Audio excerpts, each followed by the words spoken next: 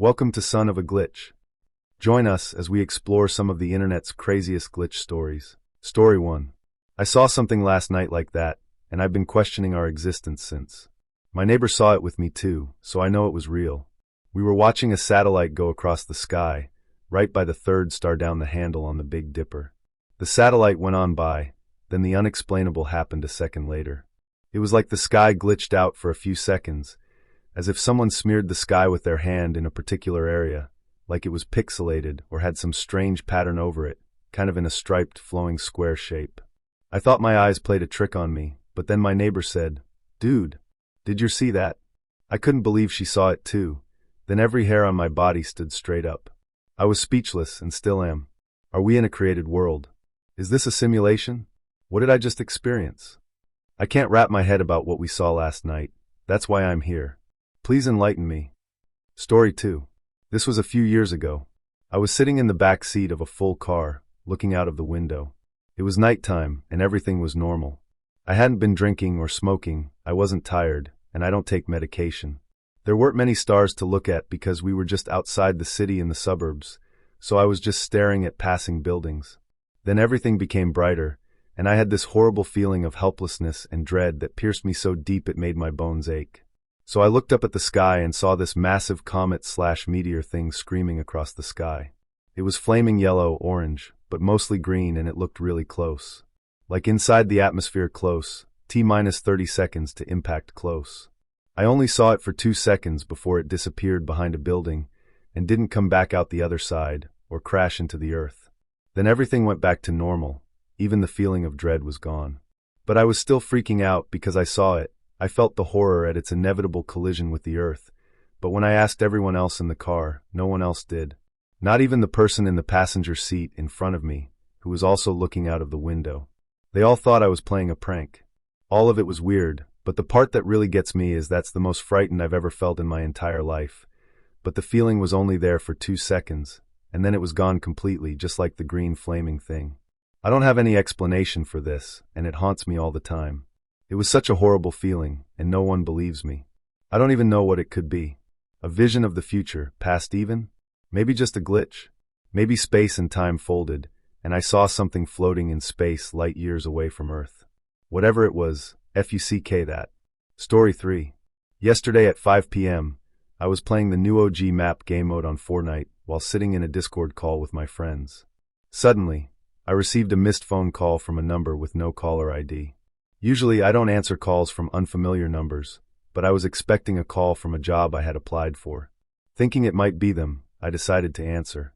Upon answering the second call from the same, no caller ID number, I asked, "Hello." The loud gunshots and SFX from Fortnite made it hard to hear at first, so I removed my headset to listen better. The female voice on the other end sounded like my girlfriend, and her tone seemed offended when I asked who it was. To confirm if it was her, I inquired about the caller ID, and the response matched how my girlfriend would react if she was genuinely confused. She asked to come over, suggesting a Lyft instead of Uber because of a $5 discount I had for the Lyft ride, and also we share the same Lyft and Uber accounts. Despite being surprised by the accurate details, something felt off, especially since she didn't know the driver was even close by. Slightly suspicious, I bought the Lyft but then hesitated when she asked for the money instead so she can buy it herself. This led me to consider a potential AI scam, and so I canceled the ride, especially since she had mentioned not wanting to come home with me earlier that day. Upon calling my actual girlfriend, she denied making any calls, leaving me puzzled. The bizarre encounter left me contemplating the idea of alternate realities intersecting due to her very accurate responses, as no other explanation seemed plausible. Perhaps, in a different universe, or just an AI scam trying to get money from me. It was too coincidental, though, and someone would have to be stalking me to know those things. I do think it's possible, though, that higher versions of ourselves exist with everything we desire, waiting to be manifested through the energy we create around us. Share your thoughts or similar experiences if you've encountered something similar. Story 4. It is a tragic and strangest story happened 7 years ago. This is the first time I am sharing it with someone. I haven't shared it even with my mother. Year 2017 summer. I returned to my home country after 1 year from a university abroad. My father picked me up from the airport, and we had dinner at home. Everything was as usual as it could be. I went bed around 12 p.m. and slept immediately. I woke up around 5 a.m. to pee and went directly to the bathroom, which is in my room, so I didn't step out of my room. We all think different things when peeing, such as the color of the walls or what to eat for breakfast. For this time, out of nowhere I started thinking that if I were to choose one, would I choose my mother or my father as being dead? Then, I thought my sister would be devastated without my mother, and my father cannot handle my sister in her teenage years. I decided that absence of my father would be easier than losing my mother. I finished peeing and just about to get back to my bed, I heard a strong snoring noise. My father was always snoring since my childhood, and sometimes we were having fun with it. However, this time it felt stronger and not natural. The noise led me to the living room, where I found my father lying on the couch, with a little blood on his nose. I tried to woke him up, but he was unconscious. I called 911, woke my mother up, but once we arrived to the hospital, he was passed away. He was 48. Doctors said it is because cerebral hemorrhage by high blood pressure. We don't know what time it happened. I am still confused with the situation. I wasn't there for 1 year, and had the chance of having one last dinner and conversation with my father. I found him like that, and acted with cold blood. I can't imagine the trauma they would live through if my mother or sister would find him lying on the couch. And of course, I still think, why did I think such thing in the bathroom, and what would happen if I would choose my mother? Thank you for reading and sharing my memory. Story 5. One evening about 17 years ago, I was at home with my then boyfriend. It was a completely ordinary night, the kind that blends into all the others when you've been with someone for a while. We had eaten dinner together, joked a bit, and then retreated into our separate evening habits. He was sprawled out on the sofa downstairs, watching TV. He always watched it too loud, the flickering glow and bursts of laughter drifting up the staircase like restless ghosts. I, on the other hand, was tired and decided to go to bed early. I remember climbing the stairs slowly, not in any particular hurry. The house was dim but familiar, the carpeted steps soft under my feet, the low murmur of the television a steady background hum. I reached our bedroom, the one with the slightly squeaky door, and the bed that always slanted toward the middle no matter how many times we tried to fix it. I climbed into bed in the same position I always did, like clockwork, on my stomach, with my left cheek pressed into the pillow. It's a strange thing to remember, but I can still feel how cool the sheets were against my arms. As I closed my eyes, I could hear my boyfriend downstairs. He was laughing, his big, unmistakable laugh that always seemed to fill a room, even from 2 floors away. After a couple of minutes of lying there, letting the sound of the TV and his laughter drift in and out of my ears, I heard footsteps on the stairs. Heavy enough to be human. Familiar enough to know exactly who it was. Oh, he's coming up to bed, I thought to myself, not opening my eyes. I didn't move. I just lay there completely still, listening. The footsteps grew closer. The door to our room opened, and even with my eyes closed, I felt the presence of someone entering. There's a weight to that moment, a tiny shift in the air, the way the quiet feels thicker. Then, I felt the movement on the bed. The mattress dipped, pulling my body toward the center the way it always did when someone climbed in. The shift of weight was unmistakable. Someone had just lain down next to me. I knew it without needing to look. But something was off. He didn't say a word. No good night, no joking comment, no casual brush of his hand on my back. He didn't move at all. Just silence and stillness. The kind that begins to feel unnatural the longer it stretches on. Finally, my unease overpowered my tiredness. I rolled over, expecting to see him lying there. But there was no one in the bed. I sat up, blinking, my heart pounding hard enough to feel it in my throat. The room was empty. The door was closed exactly how it had been. I even reached over to his side of the bed, touching the sheets. They were cool. No warmth. How could that be? I had just heard him come upstairs. I had felt him climb into bed. Panic flickered in my chest. I scrambled out of bed and padded quickly down the stairs, the wood creaking louder under my feet than it usually did. And there he was, my boyfriend, still sitting on the sofa, still watching TV. I asked him, my voice sharper than I intended, if he had come upstairs. He looked at me like I was crazy. No, he said. He hadn't left the room since I'd gone to bed. I told him, breathless, what had happened. How I'd heard footsteps, the door open, felt someone in the bed. He frowned, confused but calm. It's impossible, he said. But he got up and helped me check the house anyway. We went from room to room, checking closets, behind doors, under the bed. Every door and window was locked tight. There was no one there. I have never forgotten that night. I was not asleep. It had been only seconds between feeling the weight on the bed and turning around to find no one there. Story 6. I've had several strange things happen to me over the years, but the one I remember most clearly still makes the hair on the back of my neck stand up when I think about it. It's so vivid, like a snapshot burned into my memory. It started with something completely ordinary, a school friend inviting my brother and me to go to the water park. It was summer, and the idea of spending the day in cool water under the sun sounded perfect. Their family had a big van, the kind with the sliding door and those bench seats in the back, and they were happy to take us all together. I can still remember climbing into that van. The fabric of the seats had that scratchy, sun-faded feel, and the air smelled faintly of sunscreen and fast food wrappers. Everyone was chatting excitedly about the slides and the wave pool, and I remember thinking how fun it was going to be. We pulled up to the front gate of the water park to get a parking pass. I can still picture it in detail, the building by the entrance where they handed out the tickets. It wasn't anything fancy, just a small structure with a wide window where people could lean in from their cars. The walls were painted a dull tan, chipped in places from years of sun and rain. The woman working the counter stood out to me for some reason. She had on a pale yellow shirt and a name tag I couldn't quite read, and her hair was pulled back into a bun. She smiled at us in the van as she handed the driver the ticket, and I remember thinking she seemed nice, even though we didn't exchange words. We got our ticket, and the van drove forward through the gates. I remember the sound of the gravel crunching under the tires, and the way the sunlight reflected off the wet pavement near the entrance. Everything about it seemed so specific, so normal.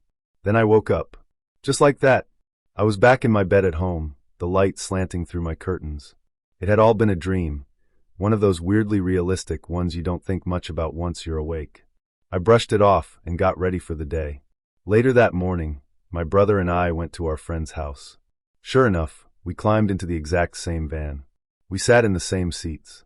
Their family chatted about the slides and the wave pool just like before. Nothing about it seemed strange at the time.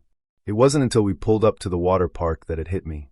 It was the same building, the same chipped tan paint, the same small window, and standing at the counter was the same woman, wearing the same pale yellow shirt with her hair in a bun. She even handed over the ticket in the same way. I froze for a second, staring at her, my stomach dropping as the déjà vu washed over me. I had never been there before. Not once. My parents had never taken me. My brother and I had never been to that water park with anyone else. I was sure of it, but when I brought it up later, my parents just shrugged. They told me I must have been there when I was younger and simply forgotten about it. That was their explanation. Story 7. It was several years ago, back when I was still with my first boyfriend. We'd been together long enough that our routines had started to feel predictable, and we were always looking for something a bit different to break them up. One rainy evening in autumn, that impulse hit again. We'd been sitting around in my flat trying to decide what to do when he suggested dinner somewhere new. I can still picture the gray drizzle sliding down the window pane, the street outside wet and shining under the orange glow of the street lamps. It felt like a night to do something a little out of the ordinary. We wanted to try a cuisine we didn't usually get. Indian? We'd done that. Italian? Too many times. Then one of us, I can't even remember which now, suggested Japanese food. This was in England, and at the time Japanese restaurants weren't nearly as common as they are now. Sushi was still a novelty, and most places were more like Asian fusion than authentically Japanese. But we thought, why not? Something different for once. So we pulled out his laptop and started searching. After scrolling past a handful of chain places we already knew, we stumbled across a website for a Japanese restaurant in a town a few stops over. The website was clean but simple. No fancy animations, just a straightforward black and white menu page with a few photos of bento boxes and noodle bowls. The name sounded vaguely familiar, but not enough for me to place it. It had an address and a phone number listed right at the top. I called the number. I remember pressing the digits carefully into my old mobile, the kind that still made clicking noises as you typed. A man answered almost immediately. His voice was calm, maybe a little formal, but definitely friendly. Yes, he confirmed. We're open at 7 tonight. I asked if they had space for 2 people. Of course, he said. It all seemed perfectly normal. I thanked him, hung up, and wrote down the address on a scrap of paper. Later that evening, once the rain had eased to a mist, we set off. We didn't have a car then, so we took 2 buses to get there. The second bus was mostly empty, just a few commuters staring out the windows with headphones in. I remember glancing at the paper with the address again, double-checking it even though I'd memorized it by then. The name of the restaurant, the street, the number. Everything was there, clear as day. When we finally got off the bus, the street itself was quiet but not deserted. The pavement was slick and shiny, and the air smelled faintly of wet leaves and petrol. A few streetlights buzzed overhead, casting that muted yellow glow you only really see in older parts of town. We started walking up the street, looking for the restaurant. We walked the entire length once, past newsagents, shuttered shops, and small restaurants of other kinds, but there was no Japanese place anywhere. At the far end of the road, we stopped, confused. "It must be closer to the other end," my boyfriend said. So back we went. Still nothing. The address I had written down was number 7 on that road. The buildings had small numbers painted above the doorframes or mounted on the brick walls. They were easy enough to follow. So when we got to number 9, we knew we had to be close.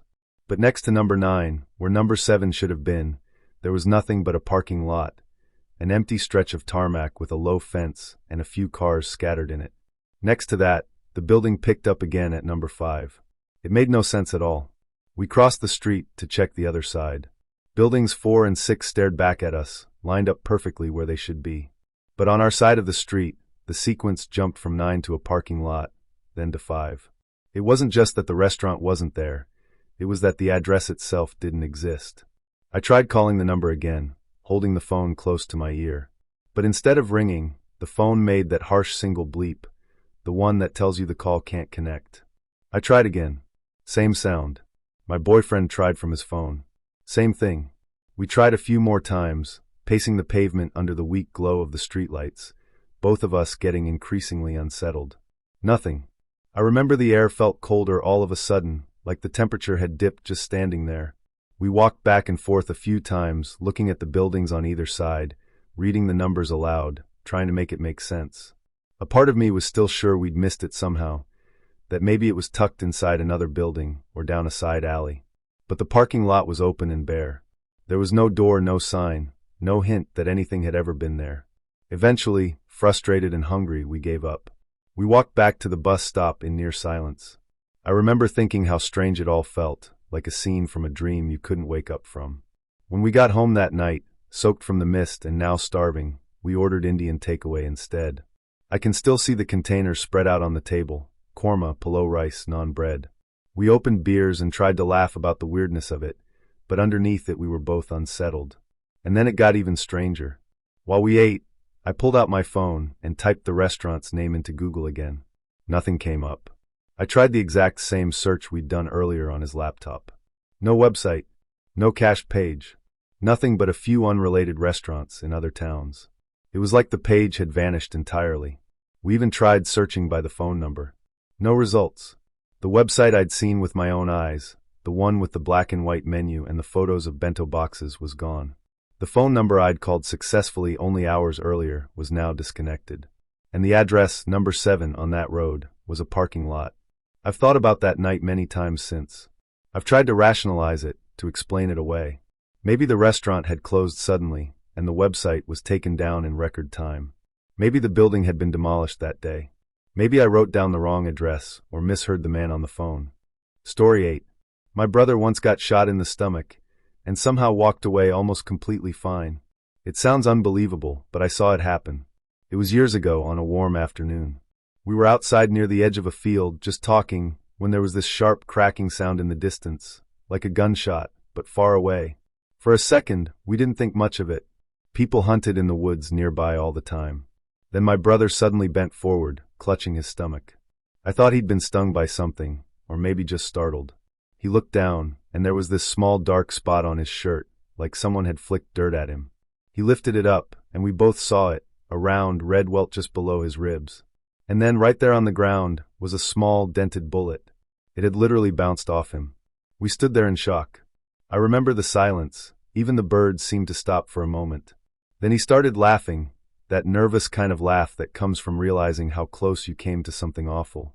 Later, we found out the bullet had probably been fired from a long distance. It had lost almost all its velocity by the time it reached him. If it had been shot from just a little closer, it would have gone straight through. Instead, it left nothing more than a sore spot and one hell of a story. He kept that bullet for years. It sat in a little glass jar on his dresser, a reminder of the day he should have been seriously injured, but somehow wasn't. Every time I see it, I still can't quite believe how lucky he was. Story 9. A classic summer thunderstorm was fast approaching, the kind that you can smell long before it arrives. The air was thick and warm, heavy with that metallic scent that always hangs before a storm breaks. The sky above had turned a strange yellow-gray, and the trees along the edge of our yard were bending under sudden gusts of wind. It wasn't raining yet, but the storm felt close, like a living thing creeping closer with every passing minute. I've always been fascinated by weather. Even as a kid, when everyone else ran inside at the first sign of lightning, I'd press my face to the window or sneak out onto the porch to watch. So that afternoon, when the thunder rolled somewhere in the distance, I grabbed a lawn chair and dragged it out into the middle of the yard. There was something thrilling about sitting right there under the churning sky, feeling the wind whip past me while the world waited for the downpour. I made sure I was a good 10 feet from anything. No trees overhead, no fences nearby, just me and the chair on the open grass. The wind had been gusty earlier, but was oddly calm at that moment, a kind of eerie stillness before the storm. I leaned back, watching the clouds shift and fold in on themselves, thinking about how quickly the air pressure changes when a front rolls in. And then, completely out of nowhere, something struck me square in the face. Hard enough to sting, but soft enough not to hurt. I blinked, startled, and looked down to see what it was. Sitting there in my lap was a single dry crouton. A regular, store-bought salad crouton. For a moment I just stared at it, completely thrown. I hadn't eaten anything outside. Nobody else was in the yard. There were no houses directly behind us, no balconies from which someone could have thrown it. And the wind, which had been gusting just minutes before, wasn't even blowing hard right then. There was nothing to explain it. I picked the crouton up and held it in my hand like it might somehow give me an answer. It was perfectly dry, not soggy or dirty, like it had just come out of a bag. The strangest part was how precise the hit had been. Not a glancing blow, not a random bit of debris floating by, but a direct hit to my face as if someone had aimed for me. I stood up, scanning the yard, the street beyond, even the sky. Nothing. Just the oppressive stillness of a storm that hadn't yet started. After a moment I shook my head, carried the crouton inside, and showed it to my family. "Look at this," I said, holding it up. "Something just hit me in the face outside. A crouton." They barely looked up. My brother muttered something about me being weird. My mom told me to close the door because I was letting the warm air in. No one cared. No one even asked where it came from. I stood there for a second longer, the crouton still in my hand, feeling half ridiculous and half unsettled. It wasn't like I'd been hit by a leaf or a bit of grass, something that would make sense in the wind. It was a crouton. Story 10. My mom told me this story when I was a kid, and it has stuck with me ever since. Not because it's scary in the traditional sense, but because of how ordinary it seemed right up until it wasn't. She swears it happened exactly the way she described, and even now, years later, she tells it the same way every time. In my parents' bedroom, there was this unusually large master closet. It wasn't two closets, but it sort of functioned like two. Technically, it was just one big space with two separate doors, one opening from my dad's side of the room, one from my mom's. Between the two doors ran a high wooden shelf, and just beneath it, a long metal rod for hanging clothes. Because of how it was built, it acted like two separate walk-in closets divided by the hanging clothes in the middle. But if you wanted to, you could duck under the row of shirts and jackets and move from one side to the other. My mom spent a lot of time in there. She had her own side, neatly organized with her work clothes, coats, and dresses, while my dad's side was more haphazard, filled with suits and old jackets he never wore but wouldn't throw away. The closet had its own dim overhead light, and when the doors were shut it felt like a little room hidden inside the bigger room. One night she was in her side of the closet, putting something away. The overhead light was on, but the bedroom itself was dark, just a faint glow from the bathroom spilling across the carpet. She says she glanced up at the space between the shelf and the clothes rod, the narrow gap of open air between the hanging garments, and through that gap she saw my dad step into his side of the closet. She didn't think twice about it. He came in like he always did, moving the hangers aside as he looked for something to wear. She could hear the faint, familiar scrape of metal hangers sliding along the rod on his side. The clothes hanging in the middle of the closet swayed as if brushed from the other side.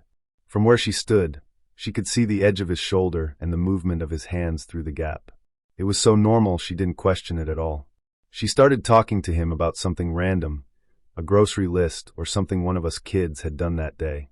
Nothing important. She says she kept speaking, expecting him to answer any second, but he didn't. Instead, she heard a sound from outside the closet. The bathroom door opened.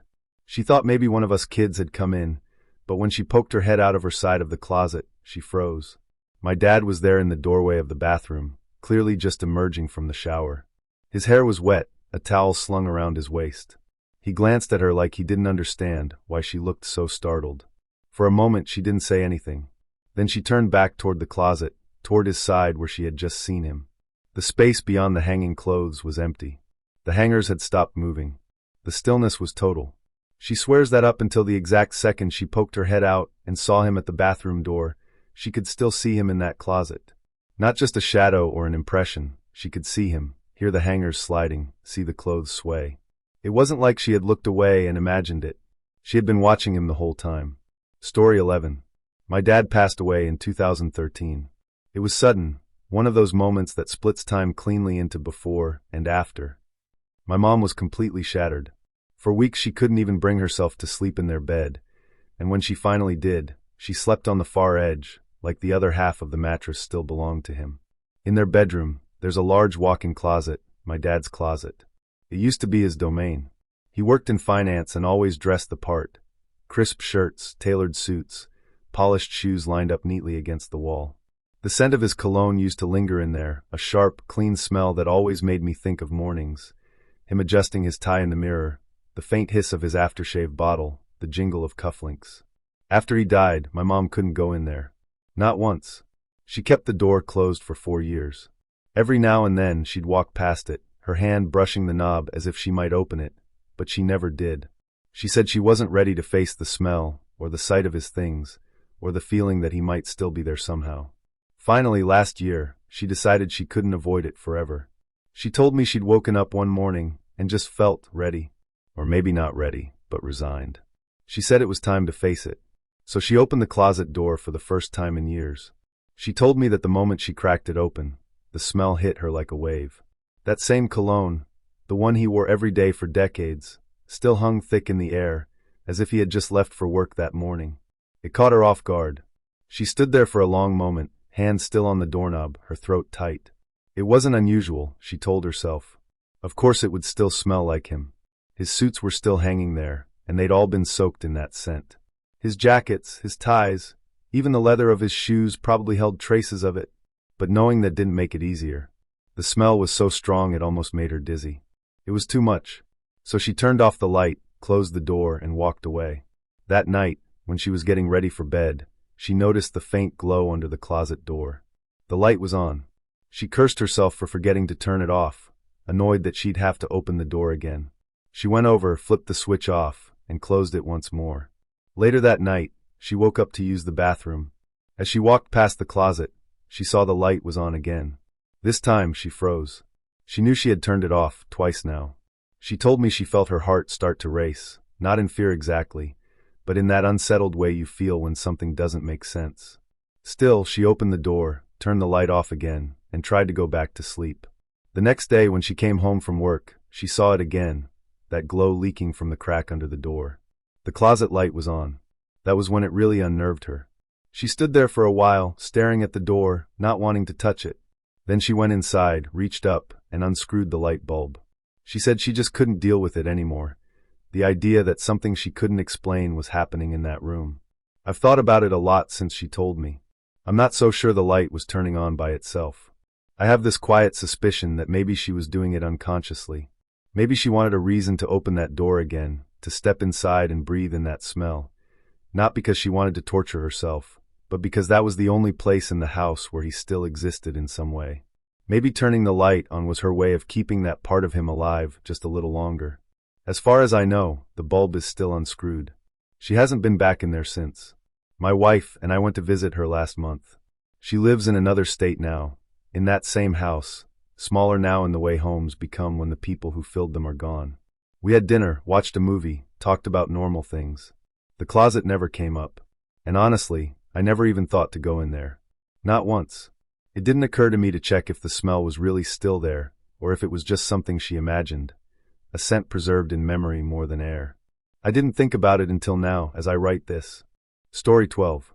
One morning I woke up, rolled out of bed, brushed, had breakfast as usual, and then went about my day off.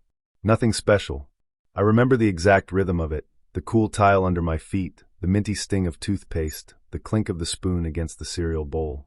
I watered the plants in the kitchen window, 2 pothoes and a basil that never quite thrived, and set my mug in the sink. I put a couple of books back on the shelf in the living room, folded the throw blanket, and straightened the coffee table like I do when I'm trying to feel productive without doing anything hard. That's one version of the morning. There's another version, just as clear. In that one, I didn't bother with the living room. I stayed in my bedroom. I lounged around a bit, played my DS until the battery flickered to 1 red bar, then set it aside on the nightstand. I picked up my guitar and plinked through the same 3 chords I always default to when I'm not really playing, just passing time. The neighborhood was quiet. The lazy kind of morning where you drift from one small thing to the next, and none of it matters. Both versions feel equally real. That's the unsettling part. Suddenly, and I mean suddenly as if a cut in a film spliced 2 scenes together, I was driving. No transition. No, I decided to leave. No, I grabbed my keys. One moment I was in the house, in one of those mornings, and the next I was already a couple of towns over, on my way to the Barnes and Noble. The road was familiar, the kind of route you can drive on autopilot. A stretch of Tulane with a slow bend by the river, then a strip of chain restaurants and car lots. I pulled over into a side street, and just sat there with my hands on the wheel. My heart wasn't racing. I wasn't panicking. I was just confused, like waking up from a nap you didn't mean to take and needing a second to remember what day it is. I tried to reconstruct the morning. I remembered waking up and getting ready. I remembered watering the plants, the basil's leaves drooping like little flags. I remembered tidying the living room, straightening stacks of mail. Then I remembered the other morning too, the DS, the tiny plastic click of the buttons, the guitar's deadened strings, the low buzz of the amp even though it wasn't plugged in. I remembered deciding to go to BNN in both timelines, if you can call them that, but in one version I left right after cleaning up. In the other version I didn't leave for a long time, just drifted until the clock surprised me. Story 13. I dreamt I was on a train. The details were so vivid it felt real. The rhythmic clacking of the tracks beneath me, the faint smell of metal and oil, the flicker of fluorescent lights overhead. The train was crowded but quiet, everyone half asleep or lost in their own thoughts. I remember a man sitting directly in front of me, wearing a blue jacket, his head bobbing slightly as he dozed. Then, in an instant, everything went wrong. There was a jolt, the deafening screech of metal twisting against metal, and people began to scream. The train lurched violently. I grabbed for the seat in front of me, but my hands slipped. I saw the man in the blue jacket thrown forward, and then, it happened so fast, he was gone. Decapitated. The car tilted, sparks flying from overhead, and flames began licking at the walls. The windows shattered. I could smell burning. And then the whole car broke loose, plunging off a bridge into dark water. I remember the cold shock of it, the way the air rushed from my lungs, the panic as I tried to swim upward, only to realize I couldn't. I drowned. And then I woke up. I was in my bed, heart pounding, drenched in sweat. It took me a moment to realize I was alive, that it was just a dream. I took a few deep breaths, tried to calm down, and eventually drifted back to sleep. The same dream started again. Exactly the same. Every sound, every face, every scream, identical. I woke up again, panicked, confused. When I finally fell asleep once more, it happened a third time. And a fourth. Over and over, like a broken loop I couldn't escape. The next morning I felt hollowed out, exhausted. I dragged myself into work, still shaken, my brain fogged from lack of sleep. As I passed the volunteer desk, I noticed the usual stack of newspapers. The headline stopped me cold. A train had derailed the night before. It had gone off a bridge into a river. Several passengers were killed. Later, I read that one of them had been decapitated. Story 14. When I was about 6 or 7, my cat died. He was my first real pet, not a family dog everyone shared but mine. He'd sleep at the foot of my bed every night, follow me from room to room like a tiny shadow, and curl up in my lap whenever I sat down to watch cartoons. When he got sick and passed away, it was the first time I'd experienced death in a way that truly registered. It wasn't just that something I loved was gone. It was the sudden, unchangeable nature of it. One day he was there, warm and breathing, the next he wasn't. For a kid, that's a hard thing to wrap your head around. About a month later, I saw him again.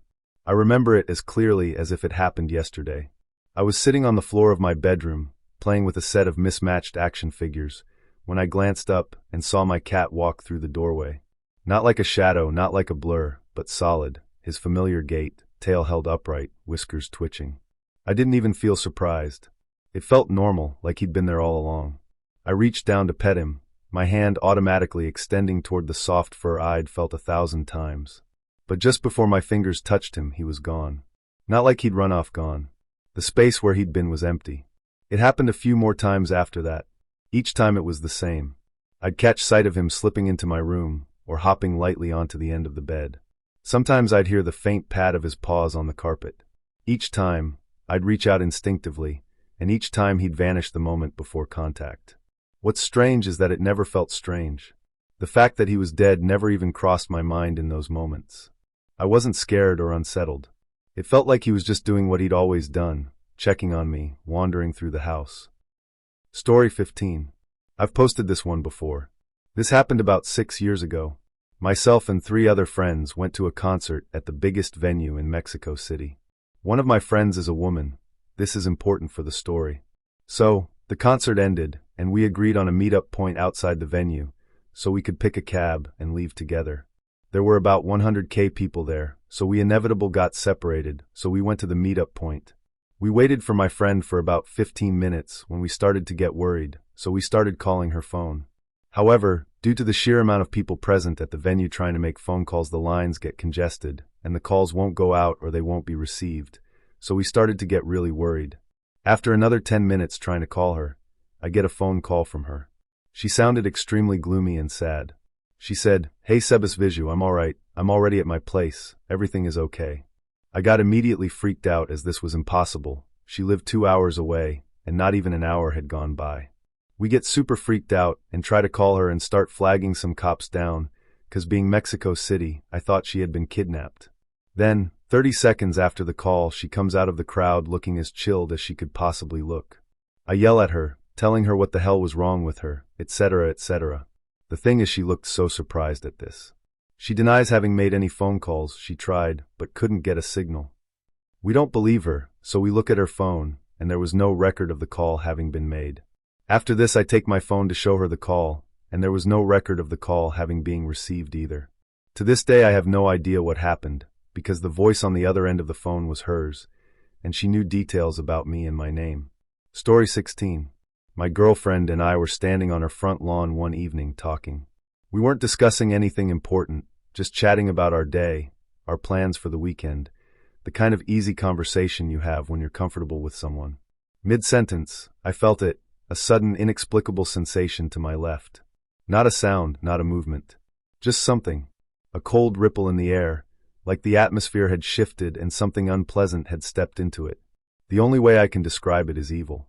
Not just threatening or strange, but wrong on some deeper, instinctive level. The kind of feeling that makes the hairs on your arms rise before your brain even registers why. I stopped talking mid-word and turned toward it. My girlfriend did too, almost at the exact same moment. Later she said she didn't even know why she'd turned. She just felt compelled, the same way I had. About 30 feet away, near the edge of the yard, we both saw it. A shadowy, humanoid shape standing there. The light from the street lamp was bright enough to illuminate everything else, the mailbox, the patchy grass, even the fence behind it.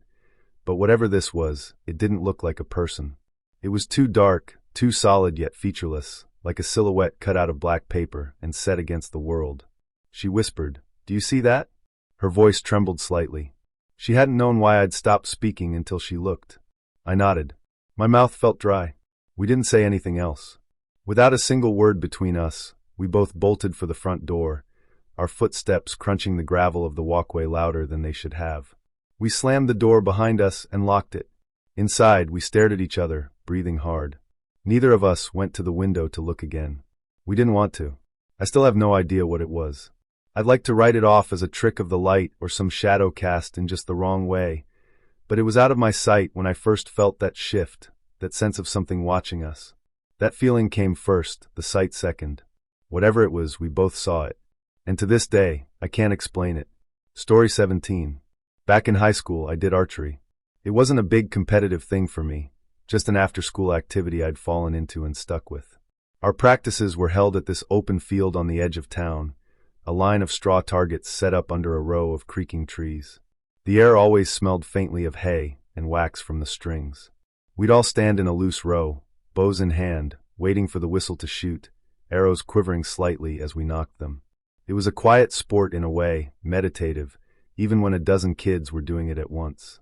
One afternoon during shooting practice, one of the new kids managed to hit a bullseye. Dead center. It's not that remarkable. You shoot enough arrows and eventually one of them's going to land right in the middle.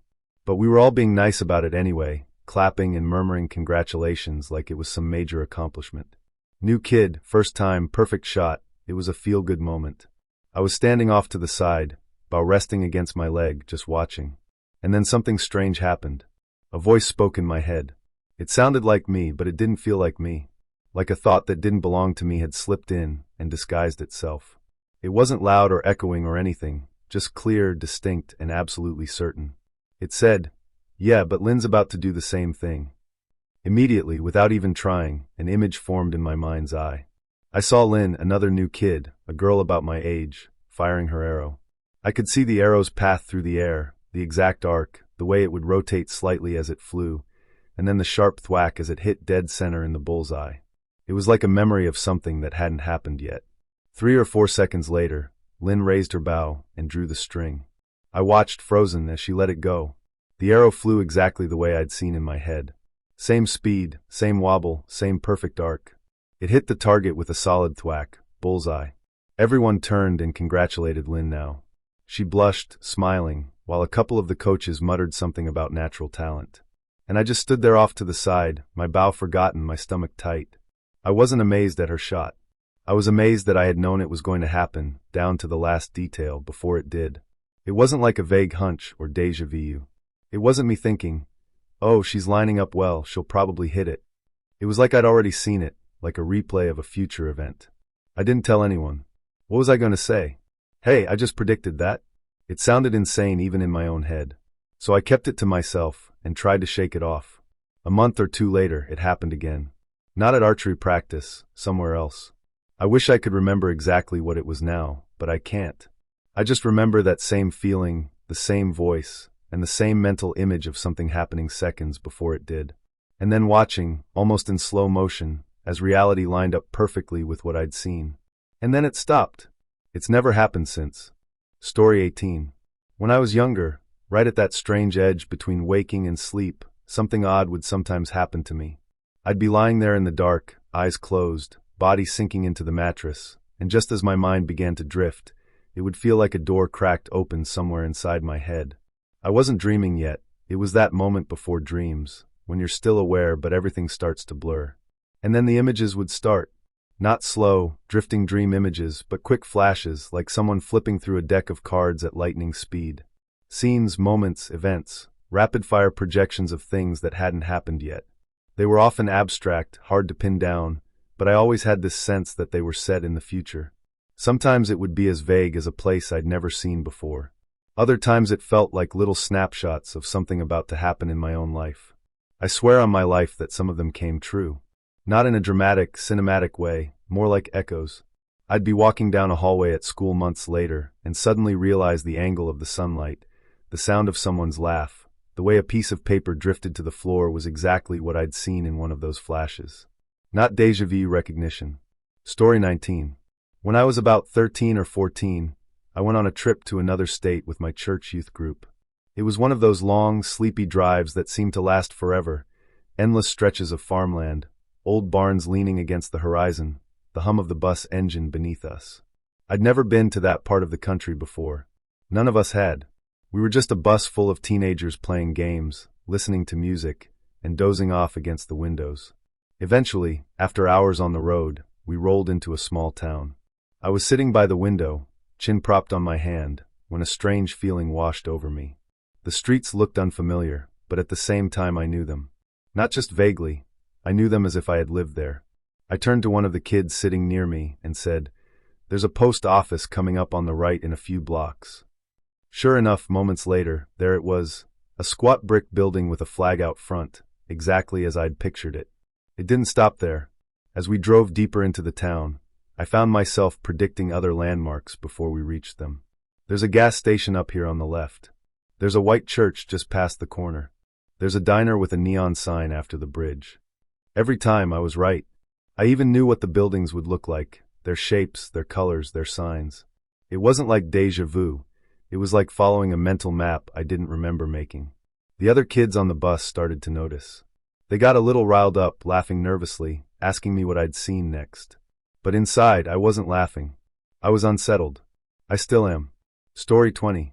It was unexplained for a little bit, and to this day it still sits in my memory as one of the most surreal moments of my life. At the time, it felt less like a health problem, and more like I'd somehow slipped sideways out of reality. As far as I know, it was an actual glitch. I remember I was driving home from, well, I think it was the bookstore. I'm not even sure now. The details of the day are fuzzy around the edges except for that drive, which is burned into my memory. It was late afternoon, the sun low enough to cast those long shadows across the road, and traffic was light. I had the radio on low, just some background noise, and I wasn't tired or stressed or anything. It was just an ordinary drive on an ordinary day. Then I noticed something strange. The street signs were wrong. At first, it was subtle enough that I thought my eyes were just tired. The letters on a sign didn't look right. A stop sign I passed didn't say stop, it said STP. The O was just gone. Not faded, not smudged, not covered up. Gone. I blinked a few times, shook my head, and kept driving. Then I noticed it again. Another sign missing a letter. Then another. It wasn't just signs either. Other things I glanced at began missing parts too. Billboards, shop names, even license plates seemed off. Letters were missing, shapes slightly incomplete, as if someone had taken a pair of scissors and snipped pieces out of the world. But there weren't any gaps where the missing parts should have been. Everything just compacted around the absence, seamless but wrong, like reality was a piece of paper that had been folded over to hide things from view. That's the best way I can describe it. Like someone was folding the edges of my perception, tucking letters and bits of shapes behind a crease. The world still looked solid, still felt real, but I could tell something wasn't right. I gripped the steering wheel tighter, forcing myself to focus on the road. My heart was starting to race, but I knew panicking while driving would only make things worse. Every sign I passed felt like a test, like my brain was glitching. I scanned them automatically, trying to catch the missing pieces before they vanished. Some words looked like nonsense. Others looked fine at first, but then shifted, like my brain was struggling to fill in the blanks. I don't remember much of the drive itself, except for the growing dread. My knuckles were white on the wheel. My mouth was dry. Every instinct told me to pull over, but a louder voice in my head said, just get home. When I finally pulled into my driveway, it felt like surfacing from deep water. I parked the car, turned off the engine, and sat there for a moment, breathing hard. The world outside the windshield still looked folded and clipped in places. Even the numbers on my mailbox looked slightly wrong. Then I stepped inside the house. It was like someone flipped a switch. Everything was normal again. Letters were back where they belonged.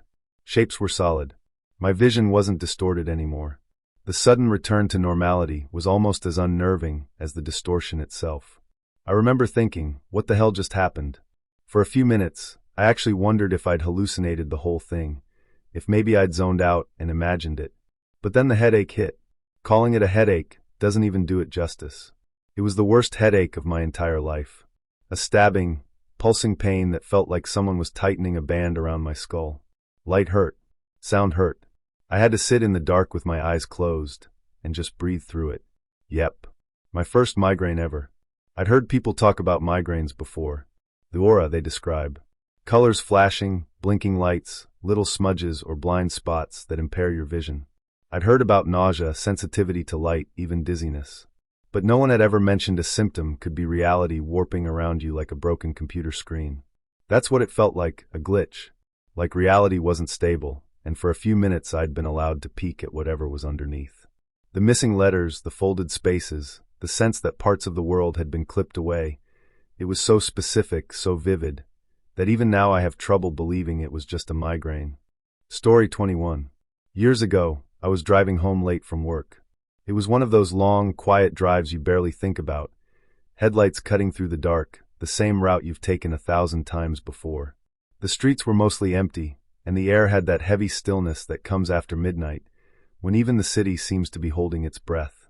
I remember pulling up to an intersection. The light was red, so I slowed to a stop and let the car idle. It was a cool night, and the hum of the engine filled the silence. I took a sip from the drink in my cup holder and let my thoughts drift. I wasn't tired, exactly, but I was running on that kind of autopilot you get after a long day, just waiting for the light to turn green so I could finish the last few miles home. Then it happened. Without warning, my entire car jerked violently to the right. It wasn't just a bump or a shake. It actually lifted off the ground, the left side rising just enough that my drink went flying, splattering across the dashboard. My seatbelt dug into my shoulder, and I grabbed the steering wheel, heart hammering. For a split second, I thought I'd been hit. It was that strong. But when I looked around, there was no one. No other cars. Nothing. The light in front of me had just turned green, glowing faintly through the windshield. I realized the engine had stalled. It was a manual transmission, so I quickly restarted it, still rattled, trying to make sense of what just happened. I eased the car forward, planning to pull over on the other side of the intersection to check for damage. Maybe I'd hit a pothole, or something had broken in the suspension. That's when the SUV came through. Out of the corner of my eye, I saw the blur of headlights barreling toward the intersection. Way too fast. A drunk driver. The SUV ran the red light at full speed, missing me by maybe half a second, and slammed directly into the power transformer on the opposite corner. The impact was brutal, the sound like an explosion, metal crumpling, glass shattering, the flash of sparks lighting up the dark street. If I had gone when the light turned green, if my car hadn't jerked, stalled, or hesitated, that SUV would have hit me square in the driver's door. No question about it. I sat there frozen, gripping the steering wheel, realizing what had just happened. My car was idling now, perfectly fine. There was no sign of damage, no reason it should have lurched like that. It was as if something had physically yanked me out of harm's way. I pulled over, shaking, and grabbed my phone to call 911. My voice sounded distant to me, like I was underwater. Within a few minutes, emergency vehicles started to arrive, flashing lights painting the empty street red and blue. I stayed on the curb and gave my statement to the officer, telling him what I'd seen. The SUV was mangled. The driver, a woman, was still inside when they pulled her out. They worked on her for a while, but when the ambulance finally left, the sirens weren't on. I think she died. Even now, years later, I don't know how to explain what happened to me that night. Cars don't just jump sideways off the ground without a reason. I've had the suspension checked, and everything was fine. No debris, no tire blowout, no pothole, no explanation. Story 22.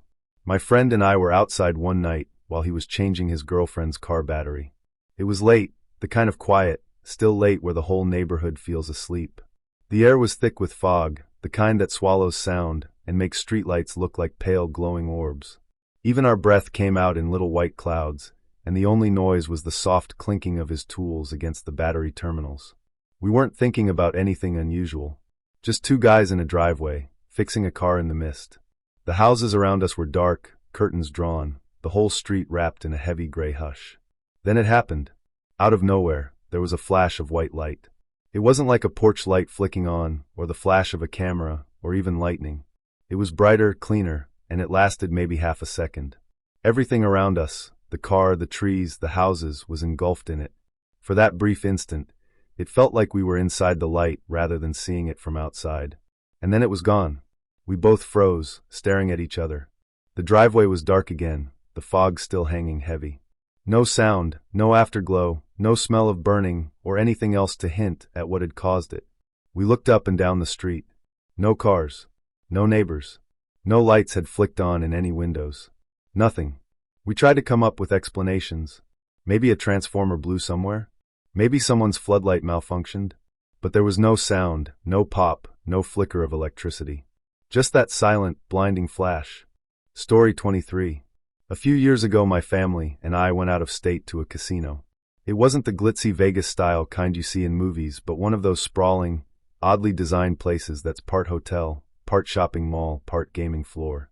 The whole building had that weird timeless feeling casinos always seem to have. Bright overhead lights, no windows, endless carpets, and the hum of machines in every direction. This casino had 2 floors. You could stand on the ground level, and look straight up at the balcony of the upper floor, the lights of the slot machines flickering above you like a second sky. The main escalators were in the center of everything, one going up, one going down. You couldn't miss them.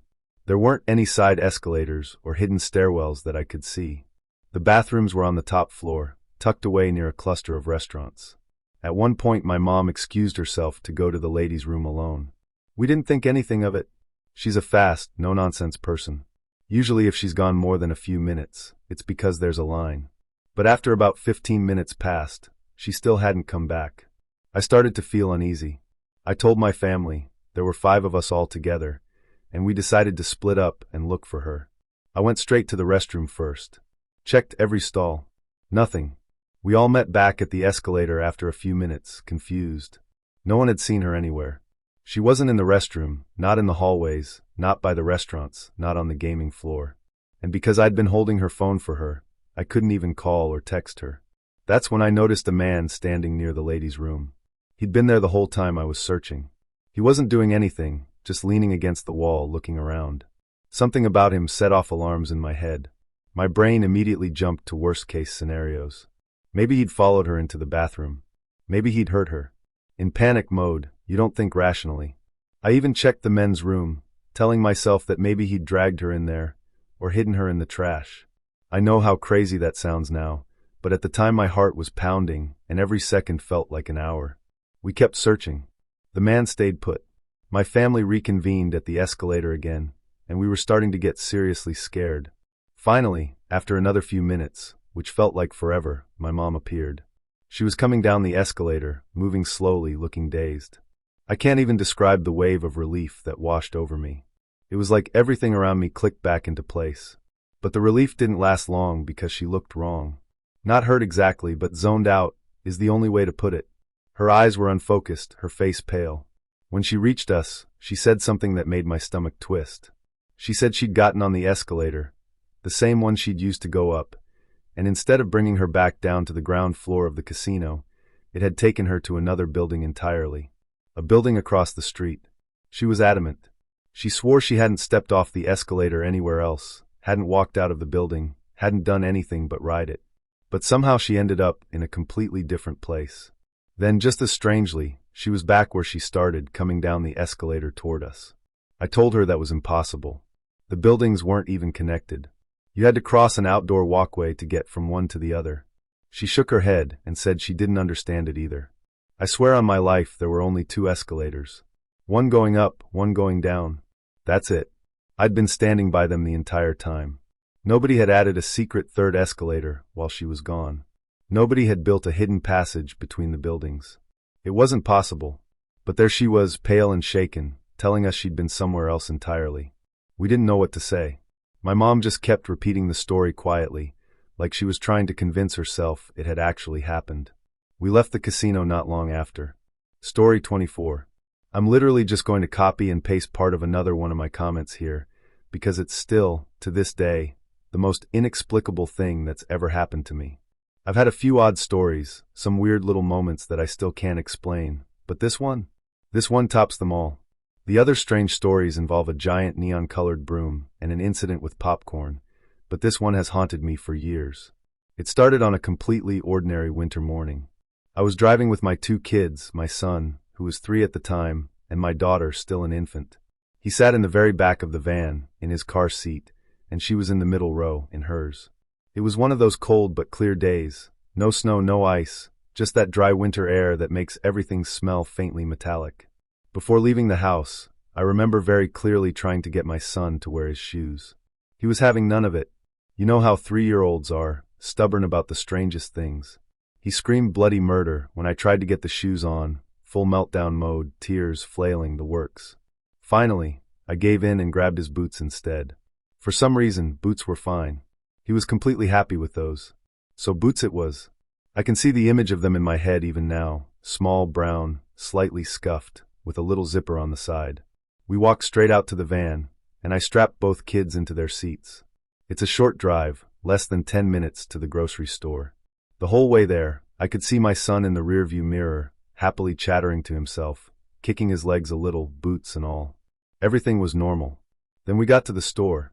I parked, unbuckled my daughter, and went around to get my son out. That's when I noticed it. He wasn't wearing his boots. He was sitting there in his socks. At first, I thought maybe I was losing my mind. I checked the floor under his seat, nothing. I checked beside the car seat, behind it, under it, no boots. The boots were just gone. The windows in the back of my van don't open at all. Neither do the middle ones. Only the front windows open, and since it was winter, I hadn't rolled those down. I hadn't stopped anywhere, hadn't opened any doors besides the driver's and the sliding one to get the kids in. There was simply no way the boots could have gone anywhere. I looked all over the van in the grocery store parking lot, even under the front seats, just in case. No luck. I checked outside the van, thinking maybe somehow he'd kicked them off when I opened the door. Nothing. No sign of them anywhere. Obviously, we couldn't go shopping. He couldn't walk around a grocery store in socks in the middle of winter. So we headed back home. That drive back was tense. My son was humming to himself, completely unfazed, and I was gripping the wheel, running through every possible explanation in my head. None of them made sense. When we got home, I decided I wasn't giving up until I found those boots. What started as a quick search turned into a full investigation. It wasn't even about getting to the grocery store anymore. It was the principle of the thing. Those boots existed.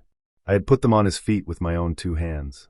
I was not going to be gaslit by the universe. I tore that van apart. I removed both car seats. I took out the removable seats themselves. I searched every inch, under the seats, between them, under the mats, in the cup holders, the storage compartments, the seat pockets, even the tiny crevices where coins fall and never come out. I opened the trunk, lifted the floor panel, checked the spare tire compartment.